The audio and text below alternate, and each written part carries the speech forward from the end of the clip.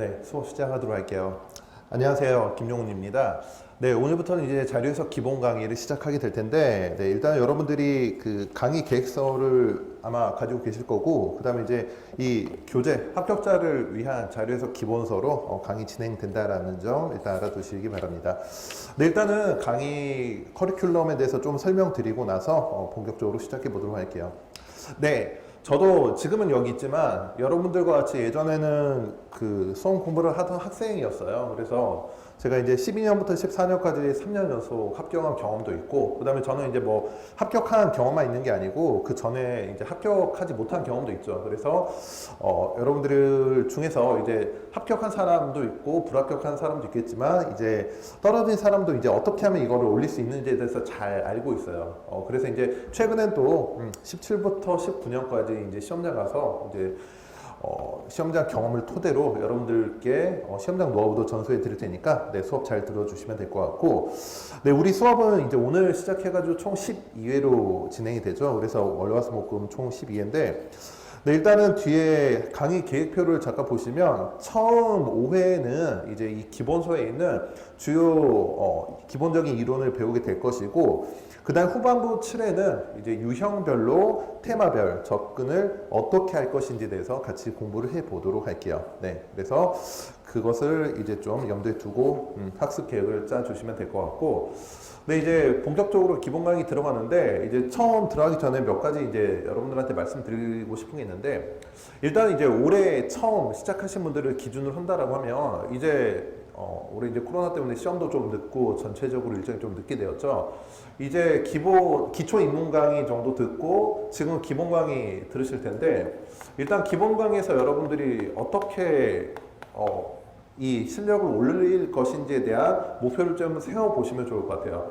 그래서 이제 제가 일단 말씀드리고 싶은 게 뭐냐면, 일단은 이제 해야 될 게 많아요. 해야 될 게 많은데, 그래도 여러분들이 기본 강의를 완강하고 나서라면 기본적으로 자료 해석의 전체적인 뼈대를 잡는 시간이라고 생각해 주시면 될 것 같아요. 그래서 이제 최근 연도 기출을 비롯해 가지고 거의 한 10기년도 기출의 패턴이 어떻게 출제되는지, 그리고 각 유형별로 내가 어떻게 접근을 해야 되는지에 대해서 같이 한번 고민을 해보도록 할게요.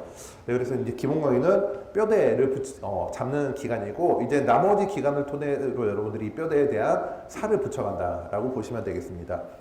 네, 그리고 이제 하나 더 당부 말씀 드리고 싶은 게 있냐면, 이제 이 자료 해석이라는 것 자체가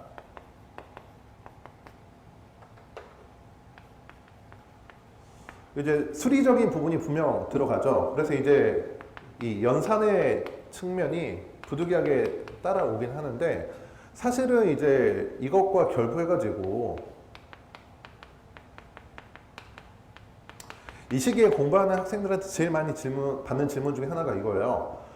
계산 연습을 어떻게 해야 되느냐. 근데 일단 말씀드리고 싶은 게 뭐냐면, 자료 해석을 하면서 이 계산 연습이 주가 돼서는 안 돼요. 이제 이거는 어느 정도 여러분들이 자료 해석 실력을 이제 어시스트 해주는 느낌이라고 생각하시면 되고, 근본적으로 여러분들이 주어진 자료를 어떻게 해석하고 출제자의 의도가 뭐고 이러한 유형을 어떻게 내가 접근할 것이고, 즉 어떻게 보면 이제 계산 연습이라는 건 결국 여러분들이 속도 측면에서 생각을 하는 거잖아요. 근데 속도가 아무리 빠르다라고 해도 여러분들이 방향성이 올바르지 않으면 엇나가게 마련이죠. 그렇기 때문에 여러분들이 기본적으로 어떠한 연산이 뭐 필요 없다라는 건 아니지만, 연산보다도 기본적으로 접근 방향성을 어떻게 설정할 것인지에 대해서 조금 더 생각을 해 주시면 되겠습니다.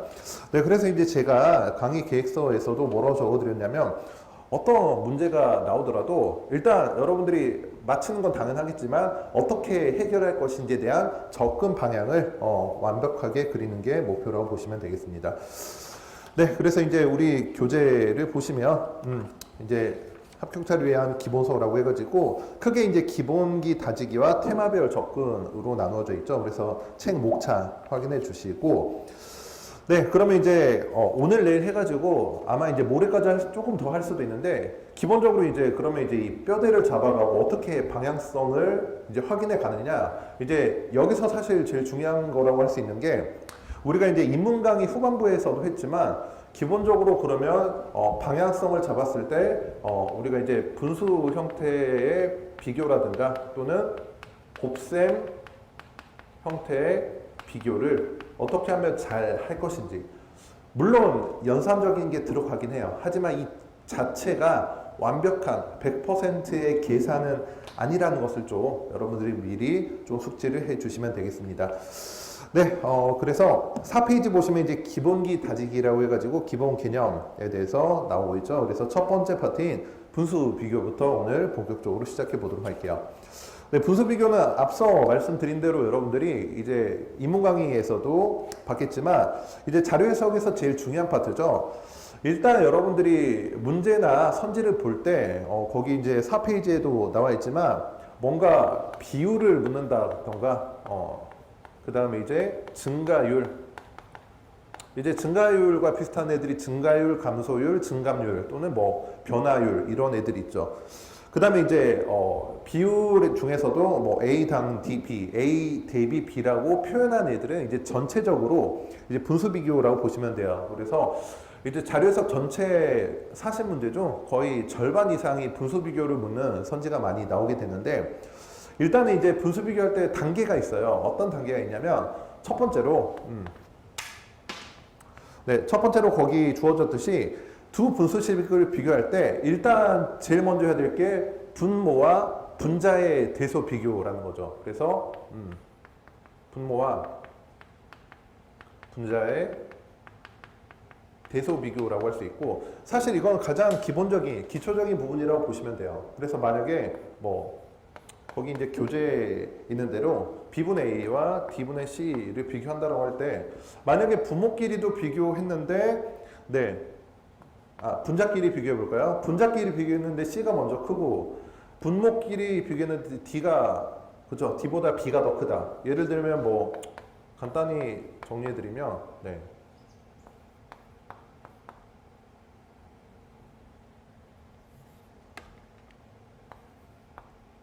뭐 이런 경우가 되겠죠. 그래서 당연히 이런 경우에는 그렇죠, 이쪽이 크다라는 거는 의심할 여지 없이 여러분들이 알 수 있겠죠. 그래서 먼저 항상 여러분들이 분수 비교를 하더라도 분모 분자 대소 비교를 확인해 주시고 본격적으로 넘어가면 될 것 같아요.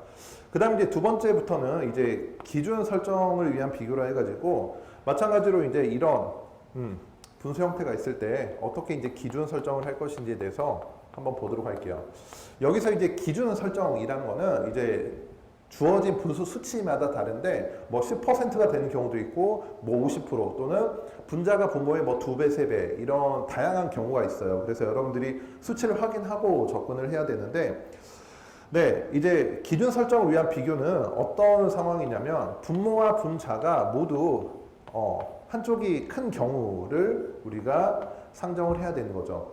그래서 이제 거기 교재에 있는 숫자로 보면 뭐 274분의 29가 있고 그 다음에 이제 324분의 31이 있다라고 해보도록 할게요.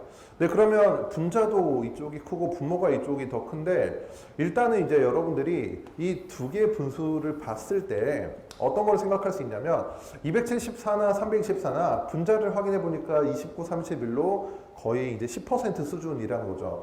근데 좀 더 디테일하게 들어가면 274분의 29니까 얘는 정확하진 않아도 일단 10%를 초과하고, 반면 이쪽은 어때요? 324, 31이 되기 때문에 그렇죠. 얘는 32, 31만 보더라도 10%는 되지 못한다라는 걸 우리가 알 수 있죠. 그래서 이와 같이 이런 10%라는 기준을 토대로 이쪽에 분수가 더 크다라고 우리가 판단할 수가 있겠습니다. 네, 그 다음에 이제 세 번째, 우리가 이제 인문 강의 때 한번 했지만 그래도 이제 중요한 파트니까 다시 한번 좀 정리하고 들어가도록 할게요.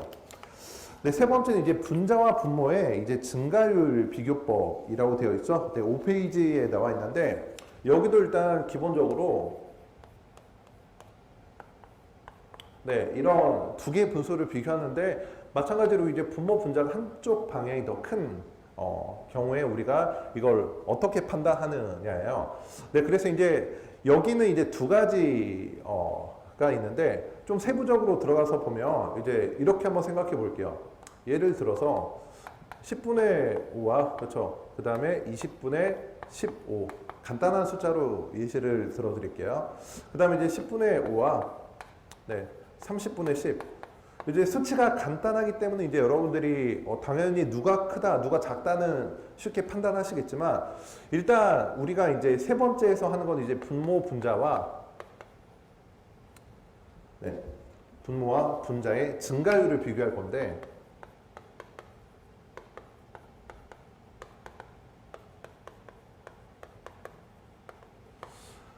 이제 이렇게 한번 생각해 볼게요. 기본적으로 분수라는 거는 분자가 크면 커지는 값이고 분모가 작아지면 이제 분모가 커지면 이제 분수가 작아진다라고 볼 수가 있겠는데 지금 이 두 분수를 비교할 때 일단 분자는 3배 증가했고 분모는 2배 증가했으니까 우리가 분자와 분모의 증가율 자체만 따지면 이 경우라면 이 분모의 증가율보다 분자의 증가율이 더 큰 경우라고 볼 수 있어요.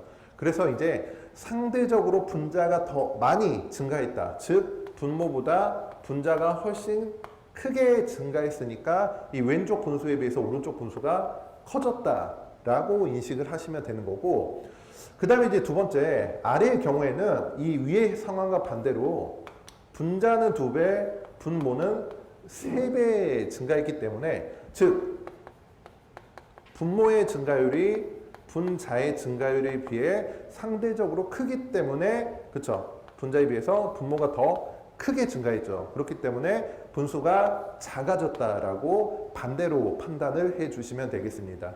그래서 이제 이 분모와 분자의 증가율 비교법이 가장 흔한 방법이라고 보시면 되겠죠.